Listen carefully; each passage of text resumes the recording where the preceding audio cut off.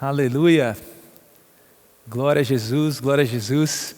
Estou muito empolgado com a mensagem que eu vou trazer hoje para vocês e realmente eu tenho pensado bastante nela e até de verdade me fez refletir muito sobre mim, né? Então, quando eu falo essa mensagem hoje, eu não estou me ausentando, mas me colocando também nessa posição dessa mensagem e eu estou muito feliz mesmo com o que nós vamos aprender hoje. E se eu fosse dar um título, seria a paciência de um Deus completamente bom. A verdade é que Deus, de fato, Ele é muito mais paciente, longânimo, do que a religião apresentou ao mundo. E nessa noite nós vamos falar um pouco sobre isso, sobre a paciência desse Deus. Será que Deus é tão paciente assim? Será que Deus é tão tolerante assim? Ou será que Deus é impaciente? Ele está roendo as unhas, querendo que tudo, aconteça de acordo com a sua plena vontade? E vamos ver, vamos juntos aprender um pouco mais sobre a paciência desse Deus que é completamente bom. Obrigado, Espírito Santo, porque o Senhor nos revela sempre Jesus. Obrigado porque tudo que nós sabemos de Deus, nós temos certeza da verdade porque vimos em Cristo. Obrigado, Jesus, pelo seu completo, imenso perdão, completo, imensa graça. Obrigado porque nada, nem o céu, nem a terra, nem o inferno, nem o pecado, absolutamente nada pode nos separar do seu amor que está em Cristo Jesus. Aleluia. Romanos capítulo 2, versículo 4. Vou começar com esse texto. Romanos capítulo 2, versículo 4. Ele realmente é um dos meus textos preferidos, falando-se de arrependimento. Nós aprendemos com Paulo aqui algo incrível e precioso. Romanos capítulo 2, versículo 4 diz: ou desprezas tu as riquezas da sua benignidade e paciência e longanimidade, ignorando que a benignidade de Deus te leva ao arrependimento? Essa pergunta que Paulo está fazendo aqui quando escreveu aos romanos, aos irmãos de Roma, ele está dizendo literalmente, gente, olha só, a bondade de Deus, a paciência de Deus, a longanimidade de Deus que conduz todos ao arrependimento. Algo que nós já aprendemos de cara é que a paciência e a bondade estão interligadas, entrelaçadas, então são diretamente proporcionais. O quanto Deus é bom, o quanto é a mesma quantidade de paciência. O quanto Deus é longânimo, é a mesma intensidade de bondade. Então, nós precisamos entender muito isso, porque em todo tempo nos é ensinado de que nós precisamos levar as pessoas a se arrependerem, ou nós mesmos nos arrepender, porque Deus tem pressa, porque Deus é... E na verdade nós em Cristo vemos algo completamente diferente. Nós vemos Deus em Cristo sendo primeiro bondoso, trazendo primeiro bondade, expondo primeiro a sua longanimidade, a sua paciência. E então o arrependimento é brotado. É isso que é interessante, o arrependimento nunca vai ser mérito do homem. A verdade é que é a bondade dele que nos conduz ao arrependimento. É essa paciência bondosa. Essa paciência bondosa que nos conduz ao arrependimento. E eu quero encorajar você, de verdade, a mudar a maneira que você pensa com relação a isso, sabe? Existe um Deus que é completamente bom, completamente paciente, e eu sei que o arrependimento vai brotar no meu coração. Da mesma maneira, quando você olha para as outras pessoas, A verdade é que nós não podemos fazer com que as pessoas se arrependam, e não é isso, não é isso. A verdade é que nós apresentamos a bondade de Deus. Nós apresentamos esse Deus paciente e bondoso, e então o arrependimento também brotará no coração delas. Mas eu quero deixar claro aqui, logo de início, de que a paciência e a bondade de Deus estão interligadas. Deus foi paciente com o pecado de todos. Isso daqui é lindo, nós vamos ver daqui a pouco, mas é essa paciência de Deus. Ele, sem dúvidas, era porque via fora do tempo. Nós estamos no crono, então para a gente sempre tem um início, um meio e um fim, mas Deus está fora e Ele vê o todo. As coisas não foram e não serão, as coisas simplesmente são. E a verdade é que Deus pode ser paciente com todos por causa de Cristo. Deus pode ser paciente com o pecado de todos por causa de Cristo. Felipe, mas por que você está falando isso? Calma que nós vamos chegar lá. Romanos capítulo 3, versículo 25. Eu quero ler com vocês Romanos capítulo 3, versículo 25, é logo em seguida. Paulo está dizendo assim: ao qual Deus propôs para propiciação pela fé no seu sangue, para demonstrar a sua justiça, pela remissão dos pecados dantes cometidos sob a paciência de Deus. Nós estamos aqui aprendendo com Paulo, né? Nesse exato momento ele começa a descrever, a nos ensinar a respeito do evangelho, daquilo que ele recebeu diretamente de Deus, e aí ele vai dizer que Deus propôs a propiciação pela fé no sangue. Deus propôs de maneira sábia a propiciação de todos os pecados pela fé no sangue, para que pudesse justificar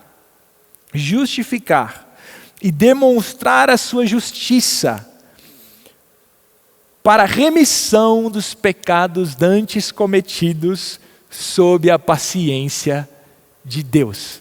Essa palavra paciência é do grego também, que significa tolerância. E eu fui pesquisar o significado dessa palavra tolerância, e tolerância significa aceitar sem contestar nem reclamar. Uau! A verdade é que Deus foi paciente e tolerante com os pecados dantes cometidos, porque Ele via já Cristo. Ele já via o Cordeiro que havia sido crucificado antes da fundação do mundo, e que dentro do nosso espaço-tempo cronológico a crucificação apareceria, e então todos poderiam ver dentro do tempo essa remissão dos pecados, a crucificação, a morte de cruz do Cordeiro que tira o pecado do mundo, que já havia acontecido antes da fundação do tempo, mas então aparece para nós. Por isso, a paciência de Deus. Deus é paciente quando Ele vê Cristo. Deus é completamente paciente, foi completamente paciente com todos os pecados dantes cometidos por causa do sangue, por causa da sua proposta de fazer com que a remissão de todos os pecados fosse pela fé no sangue. Uau! Isso é demais.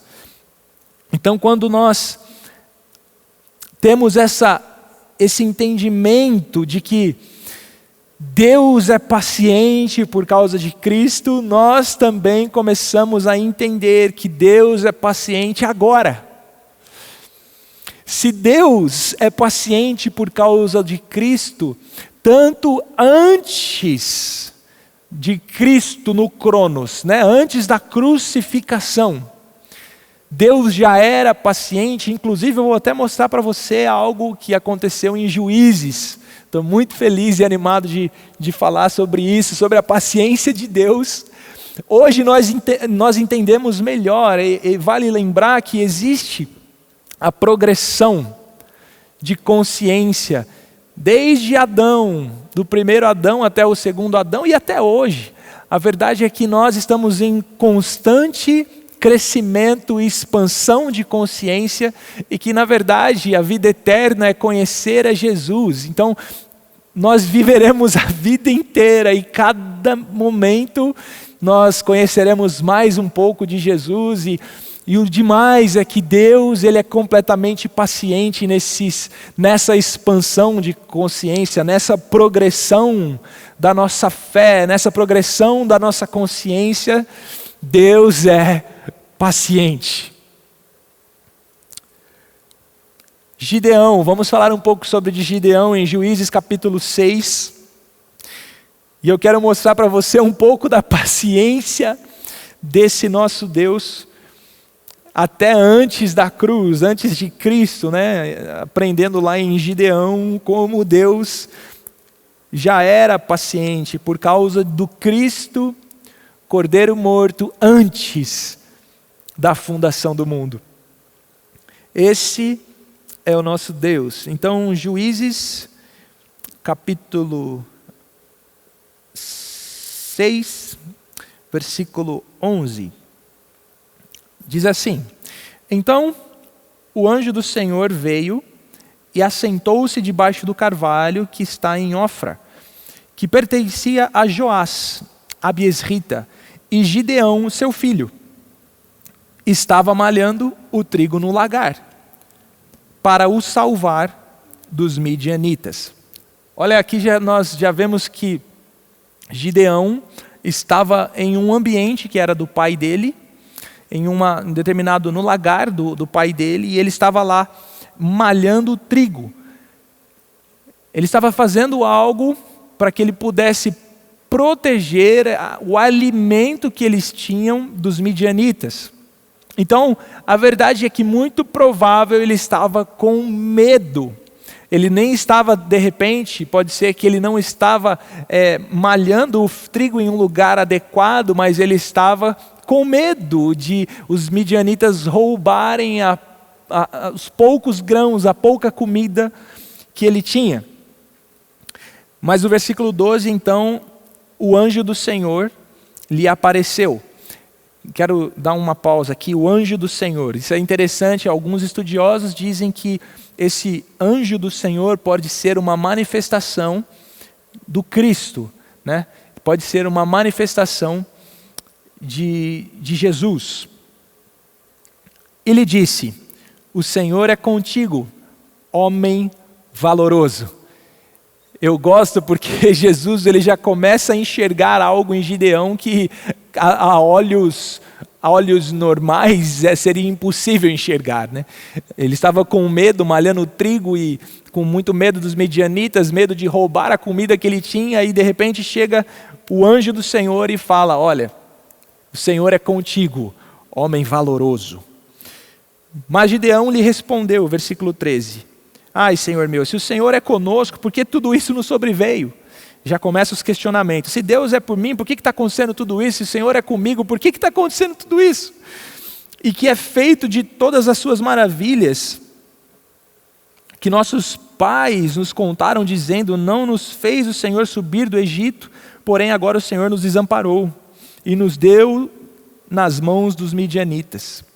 Versículo 14. Então o Senhor olhou para ele e disse: vai nesta tua força. Olha isso aqui. O cara estava com medo, malhando trigo, com medo dos midianitas roubarem o trigo, estava reclamando diante ali daquele anjo, falando: olha, porque se o Senhor fosse comigo mesmo, não estaria acontecendo tudo isso. E aí de repente esse anjo do Senhor fala para ele assim: ó, vai nessa tua força. Eu amo isso, porque de fato, diga ao fraco eu sou forte. Porque não era sobre a força de Gideão, mas era sobre a força de Cristo nele. E nós estamos falando do Cristo manifesto aqui, que é atemporal, que é o Cristo morto antes da fundação do mundo, e não Jesus que aparece, né? No ano 0 ali, não. Nós estamos falando da tipologia, nós estamos falando do apontar do anjo do Senhor, que é um símbolo de Jesus aqui para com Gideão, e ele fala, vai nessa tua força. E a verdade é que força ele não tinha nenhuma. Eu amo isso. É quando nós de fato nos encontramos sem forças próprias, que nós de fato encontramos a força que vem de Deus, a força que é nossa em Cristo. Vai nesta tua força. No versículo 14, e livrarás a Israel das mãos dos midianitas, porventura não te enviei eu? É muito engraçado isso, cara, é muito bom isso. Vai nessa tua força quando ele não tinha nenhuma. Eu fico imaginando a cabeça de Gideão pensando nisso. Meu Deus, vai nessa tua força, acabei de reclamar um monte com ele. Não estou entendendo, mas é exatamente isso. Diga ao fraco, eu sou forte, porque é Cristo em nós a esperança da glória. E aí eu quero então, no versículo 27, nós vemos ali que Gideão ele prepara um presente, né? Por exemplo, no versículo 17, se agora tem achado graça aos seus olhos, me dá um sinal de que és tu mesmo, né? Que é você mesmo, Deus, que está falando comigo. E aí então ele prepara um presente, ele fala assim, espera aqui que eu vou lá preparar um presente. E é engraçado, meu Deus, esse presente que Gideão vai preparar para ele é pão ázimos, e carne. Então ele foi preparar uma comida para o anjo. Muito interessante isso, ele foi preparar uma comida, era o que ele tinha, o presente ali, enfim. E aí, o mais legal é que ele foi e deixou o anjo esperando. Ele foi, nem para chamar para ir com ele. Mas ele falou assim, espera aqui, quando eu voltar eu vou trazer uns presentes para você. Me dá esse sinal, se de fato é você que está falando comigo. E eu fico imaginando, eu não sei quanto tempo demorou para Gideão chegar, né, até a cozinha e preparar esse alimento. Eu não sei quanto tempo demorou. Mas a verdade é que quando ele voltou, o anjo estava ainda lá esperando. O anjo do Senhor apontando para Cristo ainda estava lá esperando.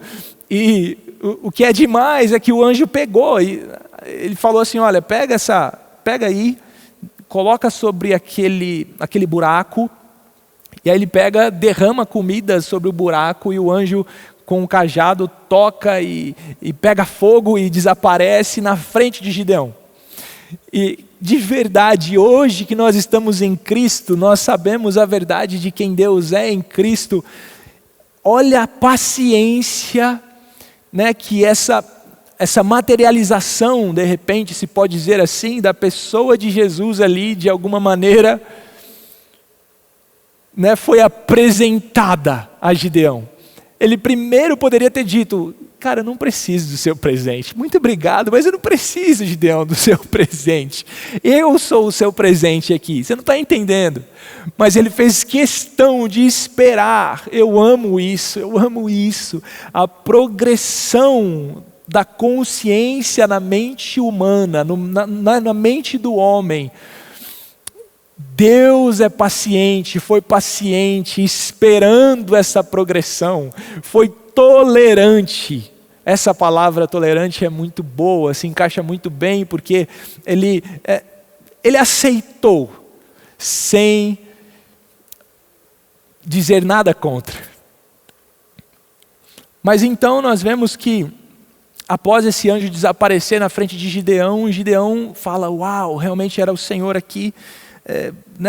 Eu de fato vi o Senhor e, meu Deus, ele fica de certa forma perplexo, mas aqui ainda não fica claro se ele creu, ainda aqui não fica claro se ele de fato estava acreditando naquela palavra. No versículo 27,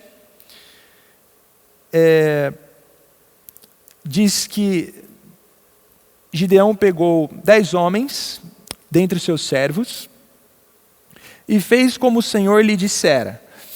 Nesse contexto, ele havia recebido uma palavra de fazer a imagem de Baal, o Deus de Baal, que o pai dele infelizmente estava cultuando, ele disse, vai lá, tira a imagem, né, e faz um altar e sacrifica no lugar daquela imagem.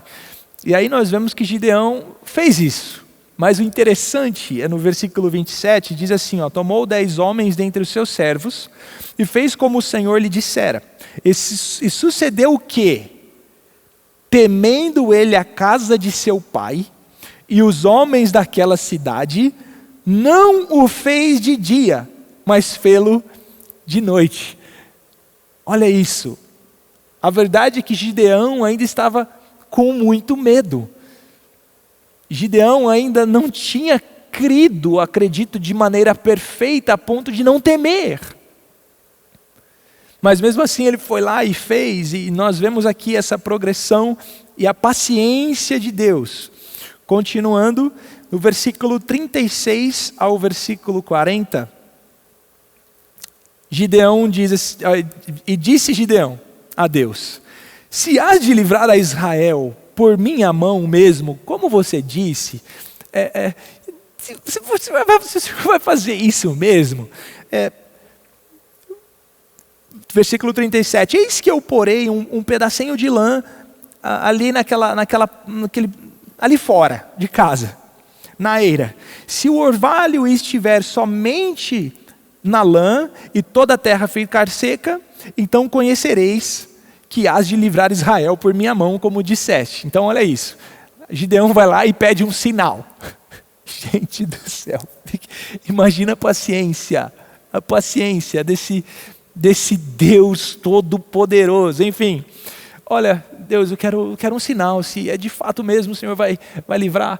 Vou pegar essa lã, vou colocar ali pro lado de fora de casa, e se a terra toda estiver molhada, né? Que está escrito aqui, versículo 36. Aliás, primeiro, né? Se a terra toda ficar seca e só a lã ficar molhada, aí eu vou saber que de fato é o Senhor mesmo que disse. Ele fez isso e aconteceu como ele havia pedido. No outro dia, a lã estava molhada e a terra seca. Aí versículo 38, e assim sucedeu, porque no outro dia se levantou de madrugada e apertou o velo, e do orvalho que espremeu do velo, né, do pedaço de lã, encheu uma taça de água. Versículo 39, e disse Gideão a Deus, não se acenda contra mim a tua ira, se ainda falar só esta vez, rogo-te que só esta vez, faça a prova agora com o pedacinho de lã. Rogo-te que só o pedaço de lã fique seco e agora a terra em volta fique molhada. O mais interessante é, Gideão, conversando com Deus, ele começa dizendo, olha, não se acenda sua ira contra mim.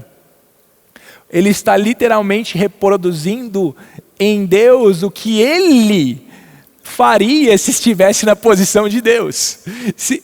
Eu fico imaginando, se Gideão estivesse na posição de Deus, conversando com uma pessoa igual a ele teria ficado irado. Mas nós sabemos que esse não é o nosso Deus que vemos em Cristo. Mas essa progressão estava acontecendo ainda na cabeça de Gideão. Mas no versículo 40, e Deus assim fez naquela noite, pois só o velo, só a lã ficou seca, e sobre a terra em volta havia orvalho. Incrível a gente perceber o quão longânimo o desejo de Deus aqui em fazer algo, em trazer livramento para Israel através dessa pessoa, e a paciência de Deus para com ela. Então, no capítulo 7, no versículo 1, Gideão já montou o exército. Gideão, então, ele vai atrás do exército, ele conversa, então, com as pessoas que poderiam se alinhar com ele para a batalha. E no versículo 1 nós vemos o exército já montado. Então Jerubaal, que também é Gideão, se levantou de madrugada, e todo o povo que com ele havia, e se acamparam junto à fonte de Arode. de maneira que tinha o arraial dos midianitas para o norte no vale, perto do outeiro de Moré. Versículo 2, e disse o Senhor a Gideão: muito é o povo que está contigo, para eu dar aos midianitas em suas mãos, a fim de que Israel não se glorie contra mim, dizendo: a minha mão me livrou. Olha que interessante, nós vemos aqui Deus falando assim: olha, Gideão, beleza, você já trouxe bastante gente, mas tem muita gente. Tem muita gente nesse exército, e agora eu fico pensando na cabeça de Gideão, meu Deus do céu. Eu ainda, né, enfim, se bobear eu vou pedir mais alguns sinais de confirmação. Né, se deixar, eu ainda vou pedir uns sinais aí que confirmem mesmo se Deus vai livrar Israel através de mim, e agora Deus pede para diminuir o exército. Como assim? Vou diminuir o exército? E eu amo Deus dizendo que é para que Israel não se glorie. Uau, é para que Israel saiba que não é por causa dele, é para que Israel saiba que não foram eles, não foram a mão deles que trouxe o livramento. Eu amo isso porque aponta completamente para Cristo, para a nova aliança. A verdade é que a salvação é pela fé, é de graça mediante a fé, para que ninguém se glorie. Sabe, aquilo que nós recebemos pela batalha de Cristo, não há como nos gloriarmos em nós mesmos, a não ser nele. A não ser nele. E eu amo que quando Deus faz, é para deixar claro que não fomos nós que fizemos, mas foi Ele que fez. Continuando então no versículo 2, ele fala assim, vamos diminuir isso daí. Versículo 3, agora pois apregou aos ouvidos do povo, dizendo: quem for medroso e tímido, volte. Então voltaram 22 mil, então ficaram 10. Dos 32 mil que haviam no exército, agora ficaram 10 mil. E os exércitos, né, do inimigo eram de 135 mil. Então, faz uma conta básica, 32 mil, né? 135 mil, ou melhor, 22 mil voltaram a ficar só 10. Agora, cada 10, pegando 13 ou 14 inimigos ali, beleza, ganhamos a batalha. Né? Não sei, humanamente falando, cada israelita ali pegar 10 midianitas e, não sei, humanamente falando, pode ser que seja até... sei lá, difícil, muito difícil, mas pode ser que de alguma maneira ainda pode se gloriar. Peguei 10, o fulano pegou 12, né? Enfim. Mas a verdade é que nós vemos que Deus ainda fala, não, ainda tem muito. 10 ainda é muito. Vamos fazer o seguinte, vai lá para o rio e quem se ajoelhar para tomar água, você manda de volta para casa, e quem pegar a água e trazer na boca, beleza, é com esses que a gente vai livrar Israel das mãos dos midianitas. E aí, agora imagina Gideão, ele já estava todo confuso, pedindo um monte de sinal, perde 22 mil do exército, agora está com 10 contra 135, e aí Deus fala, não, ainda é muito, e agora só tem 300. 300 contra 135 mil. E é interessante que se você fizer uma conta, agora cada um teria que pegar 450 pessoas. Cada israelita agora teria que lutar contra 400 e vencer 450 midianitas. A verdade é que não tem como, é impossível. É impossível, não tem como. Aí que tá, vai nessa tua força. Não existia força em Gideão capaz de vencer 450 midianitas. Uau! 300 então sobraram. Eu fico imaginando agora a cabeça de Gideão. Meu Deus, agora a gente tem 300, a gente tinha 32 mil, agora 300, conta 135 mil. Né? Imagina dentro dele, o conflito na cabeça dele. Mas aí nós vemos a paciência de Deus. entrando novamente em ação. E aí no versículo 9, aliás, no versículo 9 mesmo, né? Diz assim: e sucedeu que naquela mesma noite o Senhor lhe disse: levanta-te, no meio da madrugada, levanta-te e desce ao arraial dos midianitas, porque o tenho dado na tua mão. E se ainda temes descer, olha só, Deus está falando com Gideão, se você ainda teme, Gideão, se depois de todos os sinais que você pediu, se ainda depois de tudo que eu te mostrei, você ainda teme, desce lá e desce lá, você e o teu moço porá ao arraial, e ouvirás, versículo 11, o que estão dizendo. E então, fortalecidas as tuas mãos, descerá ao arraial. Então desceu ele com o seu moço porá até o extremo das sentinelas que estavam no arraial. Então eles chegaram muito perto daqueles que estavam cuidando ali, né, durante a madrugada, estavam de guarda, né? E versículo 13, chegando, versículo 12, e os midianitas, os amalequitas e todos os filhos do Oriente jaziam no vale como gafanhotos em multidão, e eram inumeráveis os seus camelos, como areia que há na praia do mar. Versículo 13, chegando, pois, Gideão, eis que estava contando um homem ao seu companheiro um sonho. Gideão chega lá e de repente ele ouve um homem, um midianita, contando para uma amalequita, vice-versa, contando um sonho. E aí ele começa a dizer, eis que eu tive um sonho, e eu sonhei que um pão de cevada torrado rodava pelo arraial dos midianitas e chegava até a tenda e a feriu e caiu, e a transtornou de cima para baixo e ficou caída. Gente, olha que sonho é esse, meu Deus. Os caras contando um sonho de que viu uma torrada rodando e caindo sobre a tenda lá, e a tenda caiu e ficou, destruída. Meu Deus, que sonho que é esse? Que sonho que é esse? O melhor é a interpretação que o outro rapaz deu a esse sonho. Ele falou assim, olha, versículo 14, seu companheiro respondeu e disse, não é isto outra coisa, senão a espada de Gideão, filho de Joás, o varão israelita. Deus tem dado na sua mão aos midianitas e todo este arraial. Gente, que interpretação foi essa, de verdade? Uma torrada rolando, caindo sobre... Não, isso aí certeza que é Gideão, a espada do Gideão lá, que Deus está entregando a gente, os midianitas, para ele.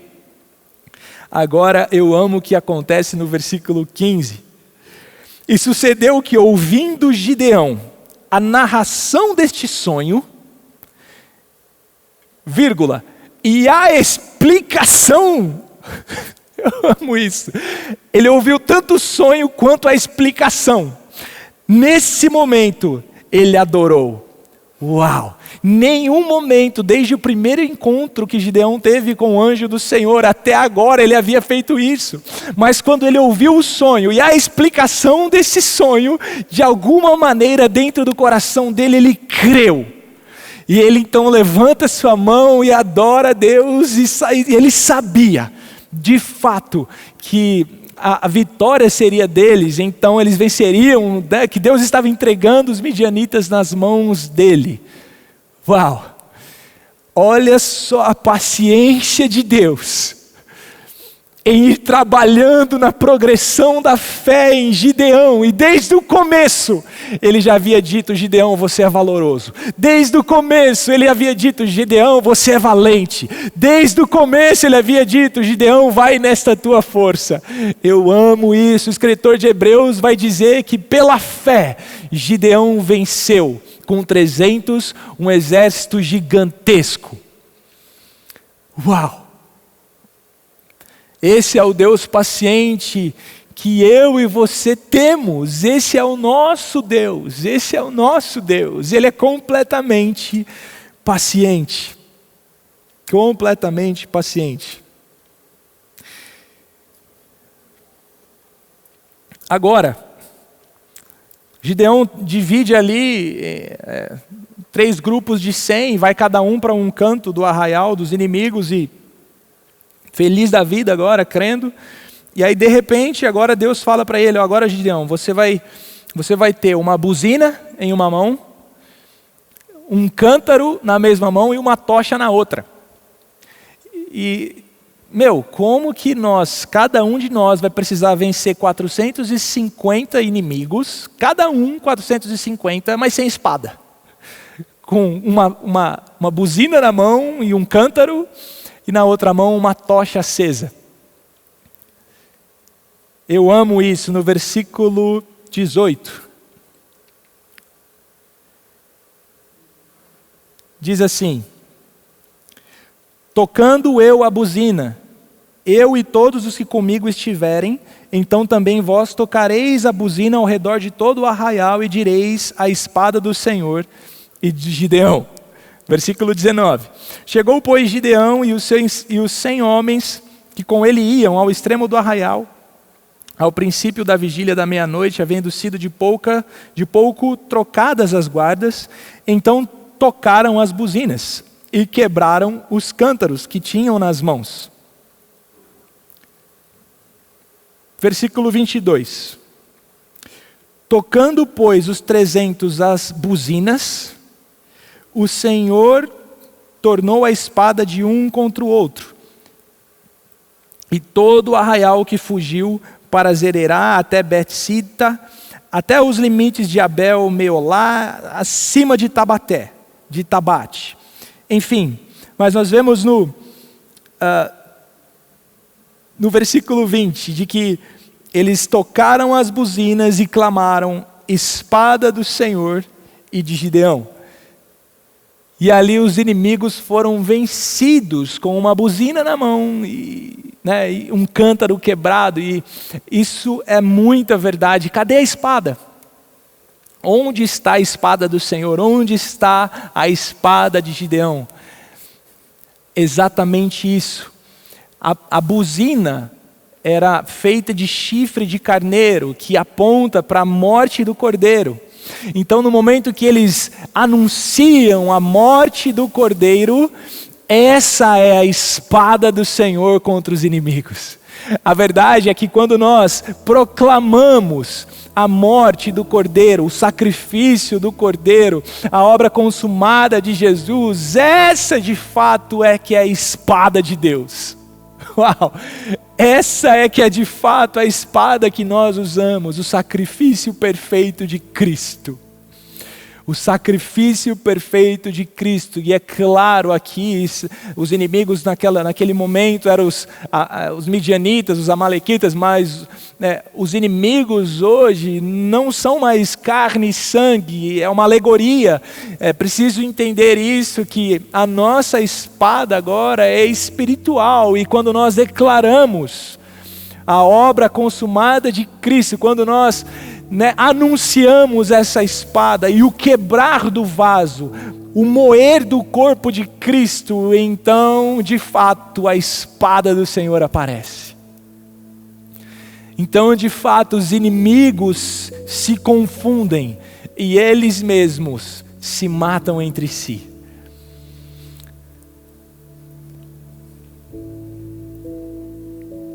Quanta paciência de Deus em Gideão, e que milagre incrível que aconteceu. Que milagre incrível que aconteceu. A espada do Senhor e a nossa espada é o proclamar do Cordeiro que foi morto. Proclamar a obra de Cristo é que é de fato a nossa espada. É o que é de fato a espada do Senhor. A paciência de Deus, sem dúvida, é uma característica de um bom pai.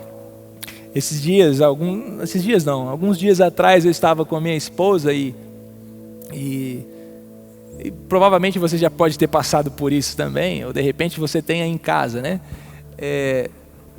Aquele filho ou aquela filha que, meu Deus, é impressionante. As pessoas parece que, né, os pais dessas crianças parece que têm uma paciência que é sobrenatural. Meu Deus, é uma paciência que não dá para entender. E eu comentava com a Camila do céu, quanta paciência eles têm, né? Será que a gente vai ter essa mesma paciência com os nossos filhos, né? E a verdade é que quem de fato ama, de fato é paciente. É completamente interligado, tanto a bondade e o amor, a paciência.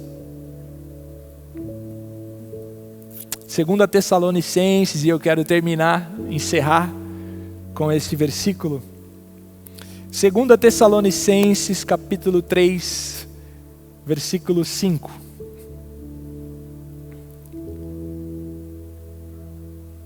Segunda Tessalonicenses, capítulo 3, versículo 5. Ora, o Senhor encaminha os vossos corações no amor de Deus e na paciência de Cristo. O Senhor encaminha os vossos corações no amor de Deus e na paciência de Cristo. Da mesma maneira que nós fomos tratados e somos tratados por Deus, fica sem dúvida muito mais fácil nós replicarmos o que vimos nele. Se ele nos tratou com paciência, nós também podemos tratar os outros com paciência, longanimidade, bondade, e nós podemos inclusive apresentar essa paciência que nos foi entregue. E não somente a pessoa, ter paciência com a pessoa, mas nós vemos que Deus, ali, Jesus, né, caracterizado no anjo do Senhor, teve paciência com o tempo. Teve paciência com o tempo. Ele foi paciente com a consciência que estava crescendo em Gideão. Ele foi paciente com o tempo de Gideão. Quero dizer algo para você, seja paciente. Calma. Seja paciente. Da mesma maneira que Deus foi paciente com o tempo, nós também podemos ser pacientes com esse momento que nós estamos vivendo. Não acabou tudo, não acabou tudo. É simplesmente o começo de algo lindo, de algo poderoso. Ferramentas estão sendo distribuídas para nós. O coração de Deus está sendo revelado a nós quando nós choramos com o próximo, quando nós rimos com o próximo, quando nós estamos sendo solidários com o próximo, nós estamos vendo a solidariedade de Deus. Você pode ter certeza que nossas vidas jamais serão as mesmas depois desse tempo. Tenha paciência, porque o nosso Deus é paciente, porque esse Pai de amor é paciente. Nós também podemos ser, porque temos a natureza dele em nós. Nós temos a natureza dele em nós.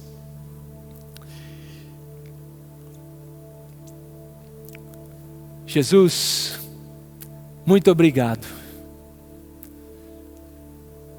Quão grande é a tua paciência, Jesus. Quão grande é a tua paciência em nos explicar e explicar de novo e dar sinais para o povo de Israel naquele período, e o povo traía e voltava meu Deus, e era uma loucura, eles atribuíam um Deus que de fato não era a você que nós conhecemos em Cristo, e mesmo assim o Senhor foi paciente com eles. Mesmo assim o Senhor continua paciente hoje. Obrigado pela tolerância que o Senhor tem por causa de Cristo. Obrigado, Jesus, pela tolerância que o Senhor tem ao nosso progresso, ao expandir da nossa mentalidade. Sabe, quando questionamos, quando temos dúvidas e mais dúvidas, a sua paciência, o seu amor demonstram de fato que somos completamente amados, de que temos um Pai que é completamente bom e paciente ao nosso favor. Obrigado, Jesus, porque jamais o Senhor desistirá de nós. E obrigado porque nós estamos esperando no Senhor. Uma das características de conhecer o Evangelho é descansar. Obrigado porque nós estamos descansando naquilo que o Senhor já fez. Nós não precisamos mais fazer nada, não precisamos guerrear mais nada, não. Nós só precisamos tocar a trombeta e anunciar e proclamar a obra que já foi concluída pelo Cordeiro. Obrigado, Jesus, obrigado, Jesus. E agora eu declaro sobre cada coração, sobre os nossos corações, sobre a nossa mente, paciência, longanimidade, bondade. Essas características também são características em nós, por causa da mesma natureza. Por isso, Jesus, recebemos a paciência, recebemos longanimidade, recebemos bondade, recebemos e praticamos o amor. Em nome de Jesus.